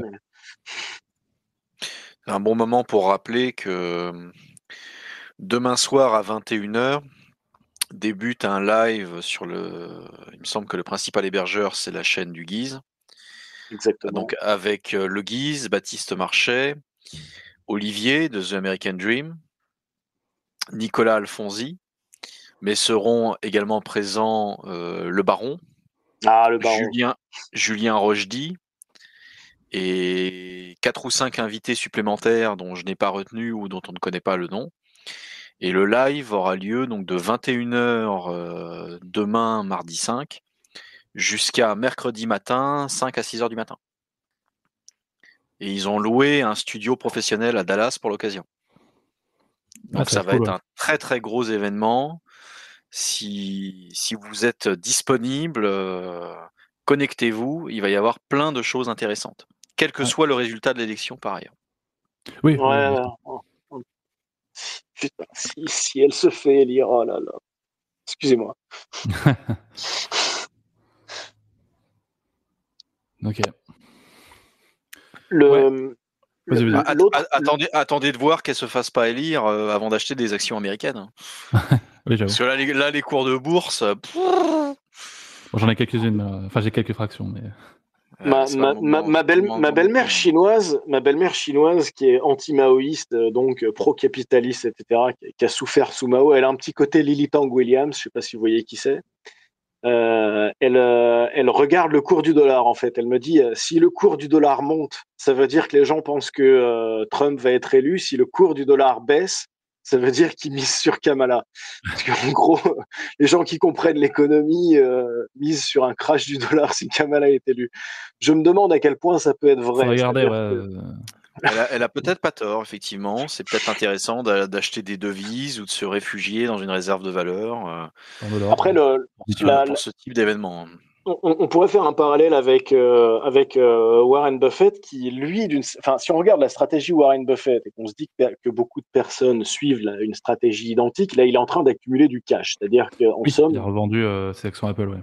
Voilà, donc il a de l'incertitude. Le cash, c'est l'incertitude, c'est-à-dire on se met en réserve pour pouvoir se replacer après l'événement en fonction de l'événement.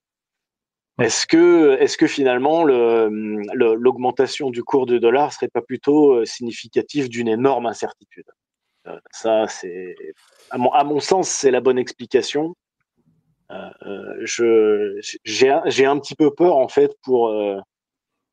Il y avait quelqu'un qui, bon, tout le monde connaît Charles Gave. Charles Gave disait que si Trump était élu, l'Europe allait se casser la gueule parce que l'attractivité économique serait tellement énorme aux États-Unis par rapport à celle de l'Europe que finalement plus personne allait nous prêter et que ça allait être la faillite, notamment en France. Préparez vos liquidités pour l'ETF S&P 500, c'est le moment. Revendez vos totales et vendez vos positions de merde, vos Orpea et compagnie, là, ça suffit. Oui, enfin bon, là Kamala ou Trump vendait, Kamala ou Trump vendait de toute façon.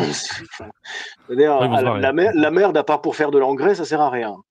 Mais la question qu'on peut se poser, c'est quelle serait finalement la bonne stratégie? Parce que la bonne stratégie, si Trump est élu, bon, on voit à peu près ce qu'il veut faire, on voit le genre de types qui sont dans son administration. Bon, bah oui, les États-Unis vont devenir attractifs pour placer des valeurs mobilières.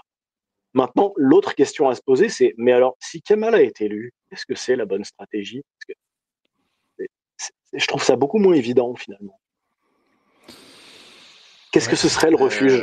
Il y a toujours Singapour, mais Singapour, c'est le refuge de tout le monde. Donc bon, voilà, bon, au bout d'un moment, Singapour, c'est le refuge jusqu'à ce que les Chinois décident de le prendre. Mais enfin, voilà, quoi. On va faire quoi? Acheter des couronnes norvégiennes? Tout le monde est déjà café d'or. Bon, l'or, de toute façon, il est inabordable maintenant. Qu'est-ce que ça va être le refuge si Kamala est élu? Bah, l'or, l'argent, le bitcoin et les cartouches manufacturées. Les cartouches manufacturées? Bah oui. Les munitions. Des cartouches de 9 mm ou de 223, voilà, ça vaudra toujours quelque chose. Non mais d'accord, mais alors déjà, Slater, je te prierai d'arrêter de révéler mon portefeuille. Mais là, on part sur quand même une hypothèse quand même extrêmement pessimiste, c'est-à-dire que si les munitions, les cigarettes et l'alcool deviennent des réserves de valeur, c'est quand même que le monde va très mal. Oui. Les coquillages bientôt. C'était quand mon père était allé faire, je sais pas ce qu'il allait foutre là-bas d'ailleurs, il était allé faire du business en Roumanie du temps de Ceausescu, du carbure de silicium et du graphite. Et en fait, il me disait, mais c'est incroyable, t'arrivais là-bas et en fait, littéralement, la monnaie, c'était les clopes. Et bon, je sais pas pourquoi, particulièrement les cartouches de Kent, pas pourquoi il préférait les Kent au Marlboro. Mais c'est-à-dire que quand on a une monnaie qui se casse la gueule de toutes parts, ce qui n'est pas du tout exclu que ce soit le cas, alors de l'euro si c'est Trump qui est élu, du dollar si c'est Kamala, bon, enfin si le dollar tombe, l'euro ne tiendra pas non plus. Je vois pas l'euro tenir beaucoup la valeur ces prochaines années dans tous les cas. Les valeurs tangibles sont formidables et l'avantage des clubs, c'est que comme les gens les fument, c'est toujours rare et il y a toujours une demande puisque c'est une drogue et ça a l'avantage d'être très, très fongible. Enfin, on va dire, ça se divise en petits. Parce que quand ta plaquette d'or de 100 grammes, pour acheter une baguette, c'est chiant de te rendre la monnaie. Donc, il y a effectivement un côté petite monnaie, quoi, pour les transactions du quotidien. Que les cartouches de munitions de flingues, c'est bien gentil, mais enfin bon. On n'assassine pas son voisin tous les jours non plus. Hein, donc, c'est pas comme si on avait besoin tout le temps. Après, aujourd'hui, est-ce qu'en France, ça serait les clubs? Je sais pas. Qu'est-ce que ça pourrait être d'autre? C'est une monnaie qui fonctionnera toujours en temps de crise. L'alcool. Hein, une amie qui avait vécu en Union soviétique me disait que ses parents distillaient de l'alcool et produisaient en gros ce qu'on appelle du hooch, quoi, de l'alcool de contrebande, à moitié formol qui rend aveugle, j'imagine, un petit peu comme le vitriol des tontons flingueurs. Mais la drogue en général, les drogues faciles à produire, on peut imaginer paradoxalement que c'est pas forcément très réjouissant, hein, mais la forte consommation de cannabis avec la facilité de production du cannabis et tout le réseau parallèle qui existe déjà, le fait qu'il y ait déjà une économie alternative qui est développée autour de cette drogue, qui représente quand même la majorité de l'économie souterraine de nos jours. C'est pas exclu que finalement ça devienne un peu aussi une monnaie alternative dans le sens où les réseaux de trafic sont déjà développés, il y a déjà une infrastructure d'échange, je veux dire, qui est développée là-dessus. Alors, je pense pas que ce soit souhaitable, mais il y a un côté, les choses sont déjà en place, les gens ont l'habitude de traiter de ce genre de choses sur le marché noir. Et c'est pareil, ça se consomme. Les gens, il y a une demande, ça se produit localement, on peut arriver à en produire, etc. Donc ça pourrait être une alternative. Parce que le problème des cigarettes, c'est que mine de rien, on en importe la majorité, et que dès que c'est quelque chose d'importé, ça devient toujours un problème quand nous-mêmes on n'exporte rien et que finalement il y a une famine monétaire, quoi. Ouais, non, je vois ce que je veux dire. Ça va être le moment en sécession où on va dire effectivement que bon, c'est assez compliqué de cultiver son propre tabac. Bon, c'est faisable avec 2 lampes à 30 € sur Amazon. Oui, mais entre Et du tabac et du vous tabac fumable, il y trouverez. a une grosse différence. Ah bah, ça demande un certain travail, effectivement. Vous allez devoir acheter vos graines, par exemple, sur le site de l'association Cocopelli. Vous allez devoir faire lever vos semis, vous allez devoir les rempoter, vous allez devoir soigner vos plants. Oui, Il et faut puis, compter 6 mois de croissance pour avoir de beaux plants. Et puis après, il y a tout le travail à faire de séchage et ensuite soit de roulage en cigario, soit de hachage. attends, faut plus ou Pour moins le réussir à griller, en non? faire quelque chose de. Oui, il y a tout un procédé après effectivement, de séparation des parties les plus légères aux plus lourdes, hein, en fonction de la qualité du tabac. Néanmoins, il faut rappeler que les feuilles entières de tabac sous vide, c'est pas considéré comme un produit du tabac en termes de taxation. Donc vous pouvez trouver des feuilles de tabac entières sous vide aux alentours de 60-65 € du kilo, et que vous pouvez trouver tout le nécessaire pour automatiser une production de cigarettes à domicile dans n'importe quel magasin de papeterie ou sur Internet. Voilà, vous Ça faites se ce que vous voulez congèle, de cette intervention. ça se congèle.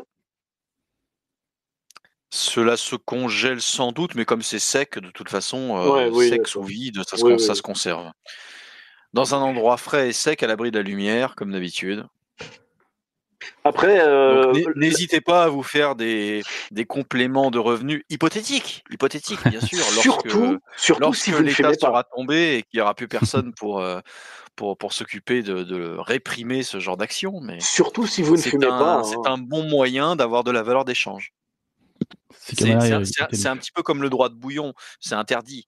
C'est interdit de faire bouillir, de distiller de l'alcool. Donc c'est Mais beaucoup dans plus les facile. faits, tout le matériel nécessaire est disponible sur Internet et les tutos avec. Non, mais et puis ça a l'avantage d'être beaucoup plus facile, ça se conserve extrêmement bien, ça a d'autres applications que la picole, c'est-à-dire que de l'alcool Ça a des pur, applications chimiques, de médicales. conservation énergétique, c'est un carburant, enfin bon, l'alcool a Ça un sert aussi avantage à d'être extrêmement conserver des versatile. aliments, effectivement. Désinfection, Parce que quand tu mets des fruits voilà. dans de l'alcool, ça se conserve. Bon, après, la salade de fruits te fait un effet bœuf, mais enfin, je veux dire, l'alcool c'est aussi un désinfectant, hein, faut s'en souvenir. Et mine de rien, quand on est en période de pénurie, un désinfectant, ça peut avoir de la valeur, hein. C'est ce qui fait quand même la différence entre une septicémie et un mec vivant. C'est vrai. Ça joue. Donc l'alcool a ce côté sympa, et à la fin, au pire, on peut toujours le brûler dans une lampe, quoi, si vraiment on ne sait pas quoi en foutre, parce que dans ces cas-là, l'énergie devient rare. Mais enfin, un crash monétaire va effectivement signifier énormément de pénurie, parce que enfin, faut se rendre compte que l'invention de la monnaie et le développement des échanges économiques, c'est quand même fondamental. Donc, l'histoire économique démontre que quand la monnaie se casse la gueule, l'économie se casse la gueule, hein. Et là, avec nos économies hyper endettées, extrêmement fragiles à ce niveau-là, faut se rendre compte que bon, il y a des réelles possibilités de crash économique très sévères, hein, mais genre plus sévères que la crise de 29. Et je suis pas sûr qu'on soit tous prêts pour ça. Et Kamala, c'est bien le genre de truc avec son administration d'apprentis sorciers qui pensent qu'ils peuvent imprimer des barils de pétrole, selon Oui, l'expression de on Charles va pas se Gave. priver d'endetter le pays. Ouais. On peut arriver à de l'hyperinflation assez rapidement.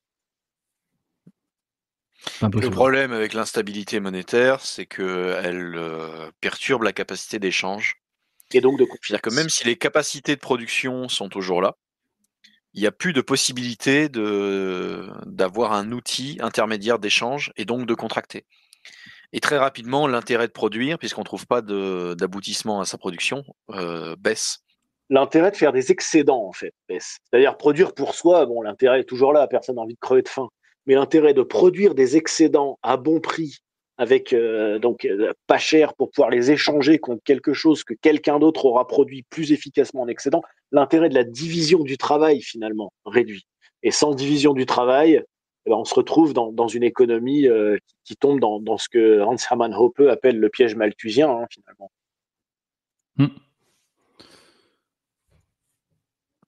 Et on se retrouve très rapidement à faire pousser du maïs et des patates, Voilà. chacun pour sa famille, et à se défendre avec des lance-pierres. Et il y a toujours une économie d'échange, mais une économie d'échange locale. On perd tous ces fruits absolument, toute cette opulence absolument dantesque qu'on a des fruits de la mondialisation. Où, voilà quoi.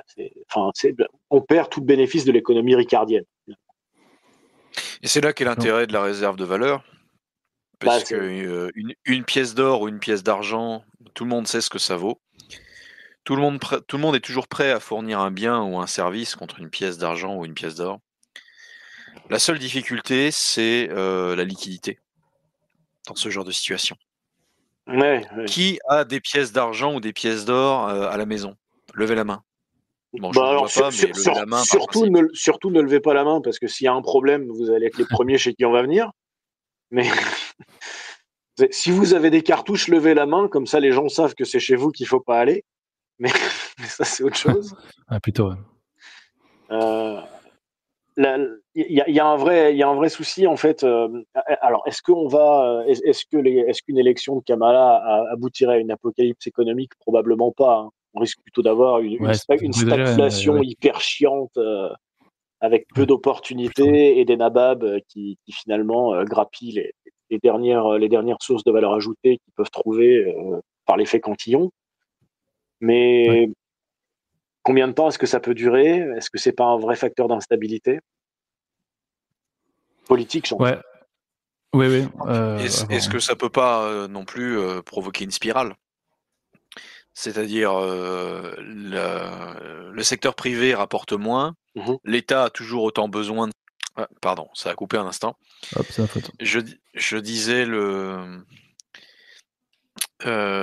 secteur privé rapporte moins, l'État central a besoin toujours de se financer, donc il monte les impôts, donc il augmente la pression économique sur le secteur privé, qui continue de rapporter moins, donc pour compenser, on augmente les impôts, et ainsi de suite. Et ça crée un phénomène d'emballement. Qui va jusqu'où, finalement? Qui peut aller très loin. Il y a des pays qui se sont effondrés entièrement avec ce genre de mécanisme. Scénario argentin ou vénézuélien? Typiquement, oui. Lorsqu'effectivement la capacité d'échange s'effondre. Et là, effectivement, le Venezuela, c'est un bon exemple. Eux, leur réserve de valeur, ça a été le dollar. Alors, est-ce qu'on ne retombe pas un petit peu sur nos pattes au niveau du Bitcoin et des cryptos? C'est-à-dire que dans ce genre de cas, effectivement, les cryptos peuvent avoir un véritable avantage. Mais la question que je me pose, c'est-à-dire que les cryptos sont quand même dépendantes d'un réseau Internet qui fonctionne et donc d'un réseau énergétique qui fonctionne. Et est-ce que finalement un affaiblissement de la chaîne logistique avec ce que ça peut engendrer en termes de problèmes d'approvisionnement de pétrole, de gaz et voire d'uranium dans les stations de production d'électricité et les instabilités réseau, c'est-à-dire que quand on a, comme en Afrique du Sud, de l'électricité genre 4 heures par jour, est-ce que ça permet réellement d'avoir de laisser une alternative de crypto-monnaie réellement exister? C'est un problème important que tu viens de soumettre, c'est que aujourd'hui dans nos économies modernes, un pays où l'électricité ou le gaz sont disponibles 4 heures par jour, c'est tout simplement impossible de maintenir une industrie.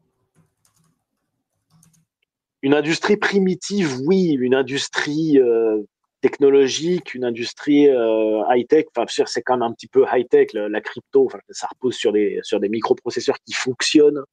Je vois pas comment ça peut marcher. Ah oui, mais là, la crypto, c'est un système monétaire, c'est pas une production de biens matériels. Mais Oui, mais ça C'est l'énergie, repose, moi, hein. ça repose sur une ce que je veux industrie dire, c'est que énergétique constante. On peut pas faire L'énergie. d'échange. bien sûr, absolument. Tout le système s'effondre. Sauf à avoir une interface pour physiquement, de pair à pair, se passer du réseau électrique, c'est mort. Possible. Et encore, bah, là, malheureusement, Cryptomancien a eu un souci de Ouais, connexion, je ce que j'allais crois. dire. J'aurais bien aimé Ouais. avoir son Alors, avis là-dessus. il aurait pu nous en parler, mais justement, le principe de la blockchain, c'est que tous les intervenants de ce sous-système monétaire se synchronisent en permanence pour vérifier la véracité des transactions effectuées. Alors, est-ce que finalement cette espèce de grand ledger commun, qui est donc ce registre public, peut pas survivre avec des batteries et finalement un réseau Starlink? C'est-à-dire, on fait juste tourner des ordinateurs juste pour faire tourner le ledger et on communique par Starlink parce que ça, ce n'est pas vraiment dépendant du réseau électrique. Enfin, voilà, avec, on va dire, un apport d'énergie minimum, quelques batteries qui font tourner juste ça pour arriver à permettre les échanges monétaires. Est-ce qu'on peut pas fonctionner un petit peu en énergie restreinte pour faire tourner juste ça? Parce que finalement, si on y réfléchit, nos monnaies fiat sont également des monnaies purement électroniques actuellement. Enfin, pas purement, parce qu'on a Exactement. les billets de 100 balles, mais bon, ça représente quoi le cash physique par rapport au virement, quoi? Ça dépend des pays. Tu peux développer? Bah, ça dépend des pays. Tu vas en Allemagne par rapport en France, t'as pas du tout la même part de cash en France par rapport en Allemagne, hein. En Allemagne, le taux de cash est beaucoup plus élevé qu'en France. Et j'imagine que le contre-exemple, c'est la Suède. Ouais. Et encore, ils sont revenus pas mal dessus. Pourquoi? Parce qu'ils voulaient complètement interdire le cash à un moment donné et ils ont arrêté en fait. Pourquoi? Bah, parce que ça posait trop de problèmes. T'avais même les SDF en fait bah, qui pouvaient même plus se nourrir. Enfin, c'était un peu n'importe quoi. Donc il faut un minimum de cash. Voilà, Est-ce que finalement, on n'est pas en train de revenir un peu à la fable des abeilles de Mandeville, où toute cette monnaie extrêmement surveillée empêche cette espèce de chaos, de chaos du péché et de l'économie informelle qui donne finalement un certain dynamisme d'exister. Est-ce qu'on n'arrive pas finalement avec cette économie électronique extrêmement surveillée, extrêmement fliquée, une économie Big Brother, à une limite de l'économie, c'est-à-dire qui empêche l'initiative parce qu'on a besoin de secret, parce qu'on a besoin de vice, parce que l'humain est quand même aussi un peu jouisseur et que quand on enlève ce côté jouissance, ce côté interdit et finalement, ouais, c'est cette liberté, est-ce que finalement on n'arrête pas l'économie? Mais si on en revient finalement au niveau des taxes, j'avais une vraie question là-dessus. J'ai pas, est-ce qu'il y a un réel programme de Kamala concernant l'évolution de la fiscalité? Est-ce qu'elle annonce vouloir l'augmenter? Est-ce qu'elle annonce vouloir la réduire? Parce que le problème de Kamala, c'est que quand elle a fini de dire des elle sera conneries, pas la élue. journée est finie et on ne connaît pas trop son programme. Ouais, elle sera pas Elle élue. Moi, assume j'y crois pas déjà du tout. extrêmement mal le bilan des 4 ans qui viennent de s'écouler, notamment le fait que elle était particulièrement concernée par la manière dont devait être traitée la frontière sud. Là, actuellement, ils évitent les effets d'annonce. En termes de fiscalité, moi en tout cas, je n'ai rien vu passer. Alors que côté Trump, c'est la première fois, alors je ne sais pas à quel point c'est sérieux, mais à mon avis, ça l'est assez peu, mais ça mérite quand même, je pense, d'être évoqué. Le camp Trump a envisagé très récemment de réfléchir à une suppression de l'income tax, c'est-à-dire de l'impôt sur le revenu. Ce qui est Ouais. finalement pas forcément le meilleur signe pour l'économie. Enfin, c'est toujours très bien de supprimer une taxe, mais est-ce que finalement c'est pas la corporate tax qui devrait supprimer? S'ils voulaient vraiment mettre un coup de pied au cul à l'économie et que ça décolle. c'est peut-être moins vendeur Ça dépend. électoralement. Ça dépend, parce que je pense qu'en termes de dynamisme économique, Après, il est préférable que l'économie se tourne soit vers l'épargne, donc l'acquisition des parts des 10 entreprises, soit vers la consommation pour remplir leur carnet de commandes. Et entre une baisse de l'impôt sur le revenu et une baisse de l'impôt sur les sociétés, je pense que c'est le premier qui aura tendance à avoir des effets bénéfiques immédiatement visibles sur l'économie. Après, Par contre, là, ce qu'il veut, c'est baisser l'income tax au niveau fédéral. On est d'accord? Enfin, l'enlever ou le baisser, je sais plus. Ah bah, de toute façon, il peut Oui, agir qu'au niveau fédéral. bien sûr. Oui, oui. Donc, il y aurait toujours ceux des États, quoi. Par contre, en France, là, ça craint vraiment. Là, je sais pas si vous vous rendez. Enfin, Non, mais si, on se rend compte, t'inquiète. Ouais, on en a un peu parlé au début. Enfin, si tu parles du PLF, on en a un petit peu parlé. moi, je suis arrivé en cours de route, mais oui, oui. Ouais. parce qu'en fait, enfin, j'ai pas suivi ce que vous avez dit, mais juste en 2 mots, en fait, pourquoi nous, les taux, en fait, ont pas explosé, c'est simplement parce qu'on a un niveau d'épargne qui est énorme. Donc, si jamais il y a un problème, de toute façon, ils vont aller taper dans les assurances vie. Oui. Et là, c'est réglé, quoi. Terminados. Donc, Et l'immobilier. Hein, d'ailleurs, attention. on l'a pas évoqué, mais l'immobilier, c'était plus compliqué parce que tu peux pas. Enfin, voilà, c'est pas liquide. Mais l'assurance vie, c'est facile. Hein. Tu augmentes les taxes et puis voilà, ça va vite. Hein. mais c'est envisagé pour les assurances vie. Bah oui, Non, oui, mais ça va c'est se ce qu'ils vont faire. faire. Il y a une C'est taxation. évident que ça va se faire. Il y avait même un projet de réduction des conditions de déblocage des plans épargne retraite. Certains parlaient de ne pas pouvoir débloquer, liquider son plan épargne retraite avant l'âge de 80 ans. Après, réduction t'as la des... clause du grand-père, tu vois. Enfin, c'est-à-dire que c'est pour ça qu'il faut prendre date si vous voulez, comment dire, Oui. créer des plans. Il vaut mieux le faire assez tôt pour prendre date, pour éviter de se faire baiser après, quoi. Non, enfin, pour éviter de se faire baiser, il vaut mieux juste pas le faire, en fait, hein, à mon avis. Acheter de l'or plus tôt et planquer-le, à mon avis. Hein. Ouais, non, mais ça dépend. Après, si tu veux diversifier, enfin, voilà. Enfin, c'est. Oui, chacun fait comme il veut. Mais oui, effectivement, pour prendre date, juste un versement, ça suffit, non? Sur le compte? Oui. Ouais, c'est ça, oui. Mais oui, et je sais plus si pour justement les assurances vie, ils voulaient en plus enlever certains avantages fiscaux. Ouais, je crois qu'il y avait ça aussi. Oui, parce que les assurances vie, c'est essentiellement une enveloppe fiscale, en fait. C'est un investissement qui est. Pas vraiment un investissement, c'est une condition d'investissement qui a de la valeur parce qu'elle est moins taxée quand elle reste un certain temps en fait sur ce truc-là. Mais si en fait le problème c'est que c'est le genre de promesse qui m'a toujours inspiré extrêmement peu confiance parce que l'État est complètement je ne sais pas si vous vous souvenez de ce qu'ils ont fait avec le diesel. Ils ont encouragé tout le monde à acheter du diesel en taxant moins le diesel. Et puis une fois que tout le monde est passé sur le diesel, ils ont dit ah bah tiens, on va augmenter les taxes sur le diesel. Donc ils font pareil avec l'électrique. D'ailleurs. Voilà, et ils vont faire exactement pareil avec les assurances vie, c'est-à-dire que toute l'action de l'État, c'est il crée une bulle en fait.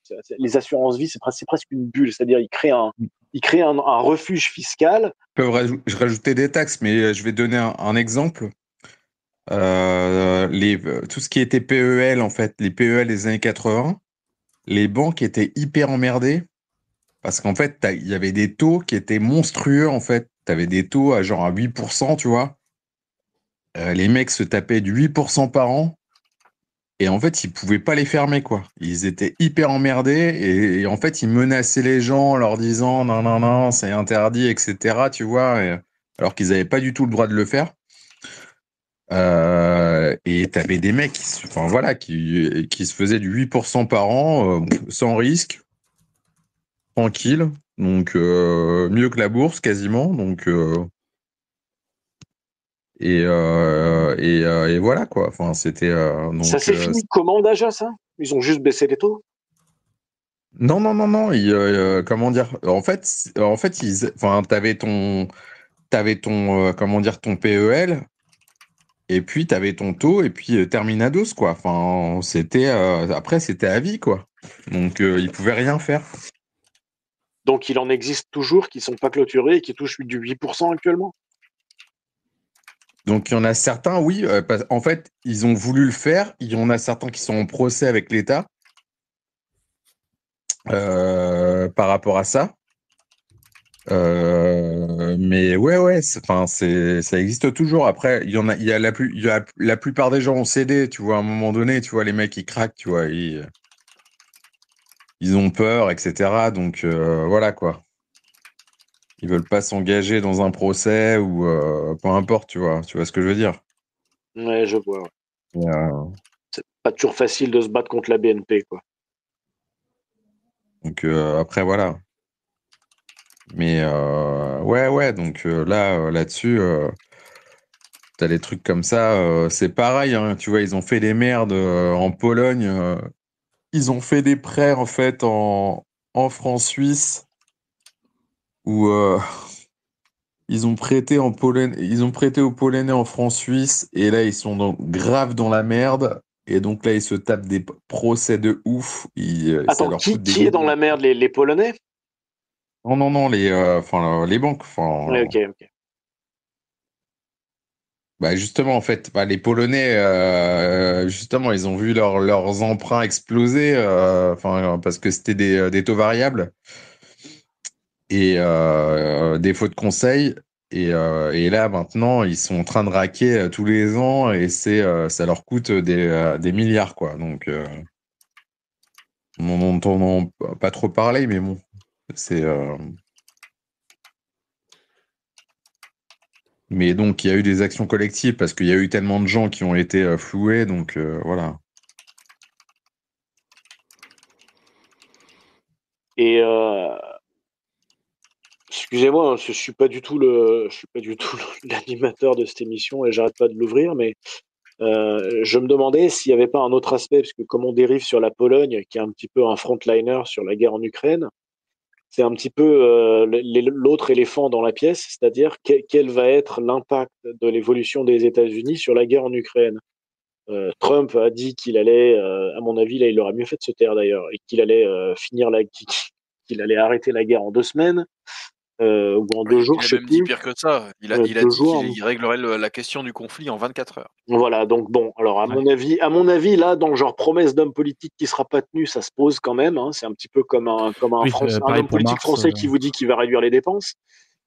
Mais oui, voilà. Enfin, entre aller sur Mars et réduire les dépenses de l'État français, j'imagine on est à peu près dans le même éventail de possible, hein, Ouais, sans être trop coûteux. C'est plus ou moins kiff-kiff. Hein, ouais. Ouais. ouais, à défaut, Faudrait voir sur Polymarket, mais à mon avis, la cote est la même. s'il y Moi, a vraiment une problématique comme ça qui se pose, si je dois confier mon épargne, je pense que je mets plutôt mon épargne sur SpaceX que sur les Oui, obligations de l'État français. oui, ça me paraît plus Oui, c'est ça. raisonnable quand même. Ouais. Ouais, je au sais pas. niveau des infrastructures, en fait, il y en a beaucoup qui sont passés en Pologne, en fait, d'Ukraine en Pologne. Donc, On au parle niveau des financier. infrastructures énergétiques, genre des pipelines, des choses comme ça, non? Parce que Non, mais financier, moi, je te parle en d'accord, termes de d'accord. finances, tu vois, Ok, voilà. autant pour moi. C'est, nous, on travaille comme ça, en fait. Voilà. Mais pour en revenir un petit peu au conflit avec Poutine, bon, moi personnellement, je prends pas parti. Hein, j'essaie pas de dire qui est le gentil ou le méchant. Quoi. Enfin, tout ça ne me regarde pas. Je suis ni américain, ni ukrainien, ni russe. La question, c'est quel va être l'impact en fait, enfin, sur la direction du bloc de l'Ouest par rapport à sa confrontation je ne sais pas si vous connaissez Philippe Fabrice, qu'il appelle le bloc asiatique, quoi. Euh, L'évolution de la guerre, en fait, selon les résultats d'élection, c'est-à-dire qu'on se doute bien que Kamala, elle est du côté des Warhawks, mais est-ce que finalement Trump va pas être un petit peu obligé de faire pas ce qu'il aime, c'est-à-dire Trump, il aime le business, il aime bien quand ça tourne, et la guerre, bah, c'est l'anti-business. Donc ça, il n'aime pas, ce qui est très bien. Mais enfin bon, il y a un moment, quand le bébé est là, est-ce qu'il va réellement pouvoir s'en départir, quoi. Et s'il peut pas s'en départir, quel moyen d'action est-ce qu'il va utiliser? Est-ce qu'il va vouloir conclure le conflit dans des conditions désavantageuses pour l'Ukraine? Est-ce qu'il va vouloir, est-ce qu'il va nous faire une espèce de À mon Munich? avis, oui. À mon avis, oui. En fait, il va négocier un partage du territoire. Moi, je pense que c'est ça qu'il va faire. Ouais, mais Le Donbass, la Crimée, etc. Enfin, Je pense qu'il va voilà. négocier pour la fin de la guerre et une répartition du territoire, quoi. Et Ouais, une autonomie c'est pas- des républiques de l'Est. ouais, mais est-ce qu'il va pas se faire enfler là-dessus? Parce que Bah, Trump, il a pas forcément envie de Longtemps s'arrêter. enflé. non, Trump, mais Poutine. là, les républiques de l'Est, en fait, les républiques autonomes joueraient le rôle de zone tampon Comme les États baltes que à jouait, l'époque. que jouait l'Ukraine il y a en fait peu de temps avant le déclenchement du conflit. De toute façon, le fait que l'Ukraine se rallie à l'Union européenne, c'est un petit peu compliqué de revenir en arrière. Bah, enfin, ils y sont pas encore, hein. Je pense que là-dessus, il jouerait la stratégie de l'apaisement, Ouais, mais est-ce qu'il va Non, y mais arriver? le statu quo. mais oui, de Euh, toute façon, Ils ont quand même bien saigné, les Ukrainiens. J'ai l'impression qu'ils en ont un petit peu marre. ils sont Parce que morts. Ils sont ça morts. fait combien de temps que ce conflit ça va faire 2 ans, 3 ans que ce conflit a démarré? 3 Ça ans, non? dépend si on commence en 2020. 2014 ou si on commence juste après le Covid. Ah oui. Les Non, mecs vraiment intelligents avec se sont l'invasion barrés. russe, c'est février C'est la fin du 2022? Covid. C'est la fin du Covid. 2022, ouais. Et Poutine a mis C'est fin à l'élection l'épidémie. 21 française. alors. C'est Ouais. juste En avant fait, les élections françaises. Donc 2022, ouais. toute l'intelligence, enfin, Fin 2021, l'intelligence 2000. Ouais. ukrainienne, elle est à Kiev. Donc, tout ce qui est au front, laisse tomber. Enfin, en fait, c'est soit, enfin, voilà, Enfin, Kharkiv, c'est pas de la merde non plus, hein. Kharkov, mais non, Kharkiv, c'est pro-russe. Non, mais d'accord, mais C'est pro-russe. c'est des infrastructures, c'est des usines, ils ont quand même Mais oui, chopé mais des terres c'est des Russes, fertiles. en fait. C'est des Russes. Enfin, donc en fait, il y aura aucun problème à ce que ce soit annexé. Enfin, Ah non, mais c'est je parle pas de ça. Je parle pas de ça effectivement, des populations russophones et plutôt pro-russes, effectivement, il y en a quand même une tétrachée dans le Donbass et c'est pas, enfin, je veux dire, historiquement, ça arrive tout le temps qu'il y ait des pays qui se fassent bouffer, grignoter, etc. Et puis, bah, à la fin, ça se passe, ça s'intègre, et puis voilà, c'est comme ça. La question, c'est plutôt parce que c'est pas parce que Poutine arrive à obtenir le Donbass, Kharkiv, je sais jamais si on dit Kharkiv ou Kharkov, euh, est-ce qu'il a réellement envie de s'arrêter? Parce que si on y réfléchit, il a toujours pas réalisé la continuité territoriale avec l'exclave de Kaliningrad. Il a toujours une frontière avec l'OTAN qui est quand même pas négligeable en Finlande, hein. Enfin, ouais, là, c'est quand même il un a peu très différent. envie de pécho parce que il y a un autre pays hein, qui est rempli de russophones plutôt pro-russes, c'est la Lituanie, qui est dans l'Union européenne. Enfin, je veux dire, si veut choper effectivement tous les russophones et les mettre tous en Russie, il n'y a pas absolument aucune raison qu'ils s'arrêtent maintenant. Ah, mais là en revanche, envahir un pays comme la Lituanie qui fait déjà partie de l'Union européenne, je ne sais pas si elle fait partie de l'OTAN. Là, c'est autre chose. Là, on passe sur un autre niveau.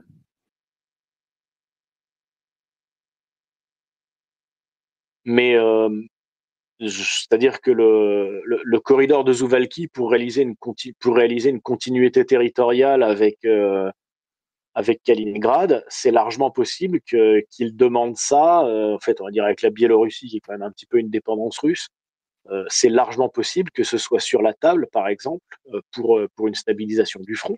C'est-à-dire que Poutine peut clairement réclamer le corridor de Zouvalki pour rejoindre Kaliningrad et dire bah voilà, c'est ça le prix pour arrêter la guerre, quoi. Donc est-ce que réellement Poutine va arriver à arrêter la guerre? Et s'il n'arrive pas à l'arrêter, comment est-ce qu'il va l'envisager? J'ai dit Poutine ou Trump? Non. Trump n'arrive pas à arrêter la guerre. Tu as dit Poutine. Ouais, donc si Trump n'arrive pas à arrêter la guerre parce que Poutine en demande trop pour l'arrêter, je suis pas persuadé qu'on voit vraiment la fin du conflit avec Trump, moi, hein. Because I'm bulletproof, but it doesn't mean I can stop Putin either. Excusez-moi.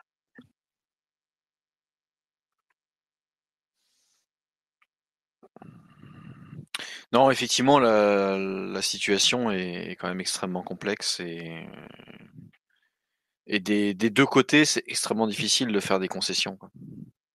Puis là, il est en situation de force, Poutine, Bah, pour négocier. plutôt. Après, c'est toujours compliqué de trier les informations qui nous parviennent. Mais bon, ça fait quoi? Ça fait plus ou moins 2 ans qu'on entend dire sans arrêt que les Ouais. Russes sont à court de munitions, qu'ils perdent tous leurs hommes, qu'ils sont démoralisés. Et puis résultat, ils y sont toujours. Et ils Et, avancent. et ils continuent de gagner du terrain. Alors par intermittence, hein, semble-t-il, mais comme toujours dans une guerre, on prend des positions, on en perd. C'est un jeu d'échange et de stratégie. Et si jamais les États-Unis n'arrivent pas à ne pas s'enliser finalement sur le front européen, quelles opportunités est-ce que ça ouvre pour d'autres puissances comme la Chine, quoi, peuvent littéralement se dire bon bah c'est bon, c'est open bar, ils sont trop occupés là-bas, on se sert. Et là, il n'y a pas pire crise économique que la guerre. Donc là bon, si la guerre accélère, ce qui malheureusement me semble très largement possible, 70 ans sans guerre mondiale, c'est quand même assez rare si on regarde les derniers siècles. Là, les monnaies fiat, je vous conseille de les utiliser en suppositoire, quoi, hein, parce qu'il n'y aura pas beaucoup d'autres utilités. Je pense que là-dessus, tout le monde est d'accord pour dire pas de liquidité en monnaie fiat.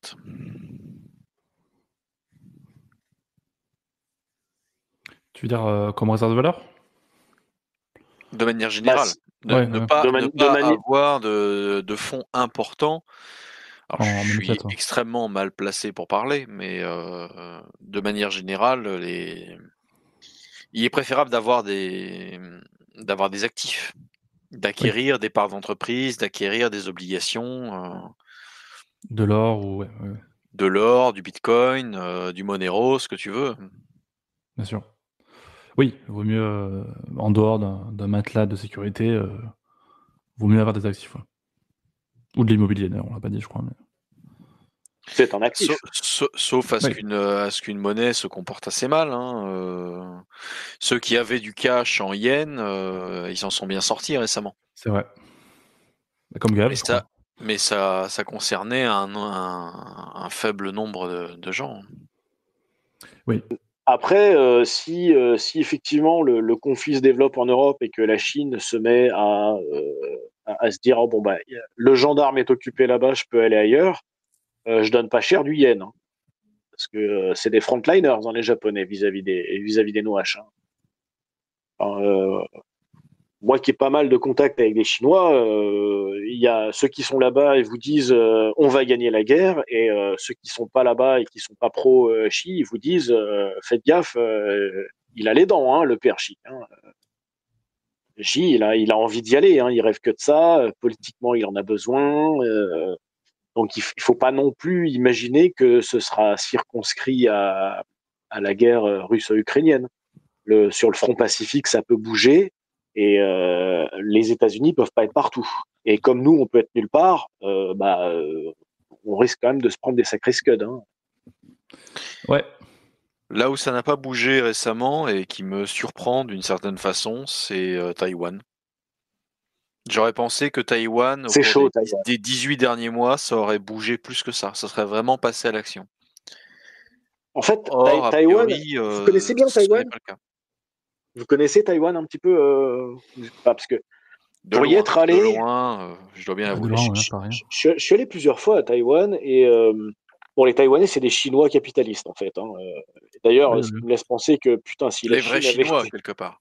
Si la Chine avait été comme Taïwan, ça ferait longtemps que les États-Unis seraient passés numéro En fait, ils seraient numéro 1, 2, 3, 4 et jusqu'à 12, en fait, la Chine. C'est plus ou moins ce qu'ils font, mais tout doucement. Hein. Quand plutôt tu moins vois... que plus. Hein. Ouais, La plutôt moins que puissance de plus, Taïwan, mais... la puissance de Taïwan par rapport à leur taille, c'est affolant. Mais c'est parce qu'ils sont vraiment dans des secteurs de pointe. Après, quand ouais, tu les vois secteurs que de pointe. le virage libéral qu'a pris la Chine, enfin pas libéral, non, pas le virage capitaliste autoritaire qu'a pris la Chine ces 15 dernières années, et qu'ils en sont au point de dire à Cuba, bon, vous êtes dans la merde, vous devriez essayer quand même l'économie capitaliste parce que ça vous fera du bien. Les gauchistes en PLS quand même. Hein. Attends, ils sont en train de... Au niveau de la timeline, je suis pas complètement d'accord. C'est-à-dire que c'est Deng qui a lancé le tournant vers le capital dans les années 70 à la mort de Mao. Il a fait son business, il l'a lancé, ça a duré le temps de Deng, le temps de Jiang Zemin et le temps de Hu Jintao. Ça a été un capitalisme d'État jusque dans les années 2000.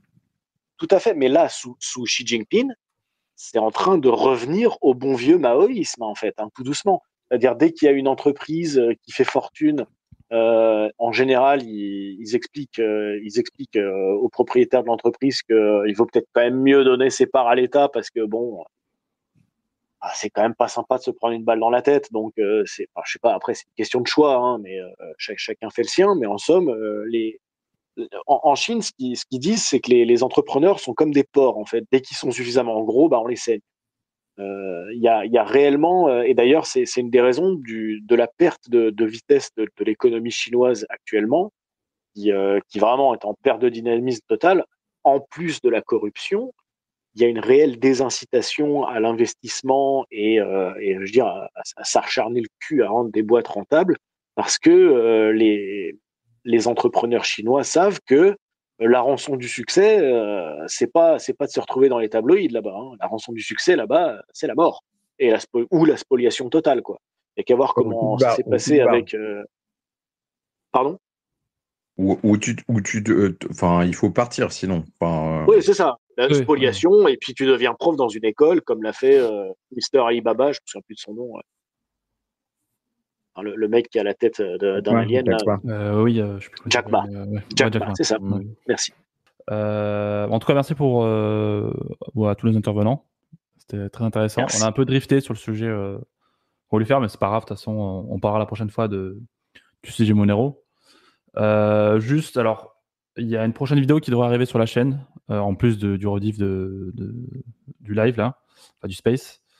Voilà. Donc, si vous avez un petit mot avant de finir, on y va après. Moi, j'ai un petit mot. Vas-y. On a parlé de la Chine, on a parlé des États-Unis, on a parlé de l'Ukraine, on a parlé de la Russie. On a parlé très brièvement d'Israël et de la Palestine.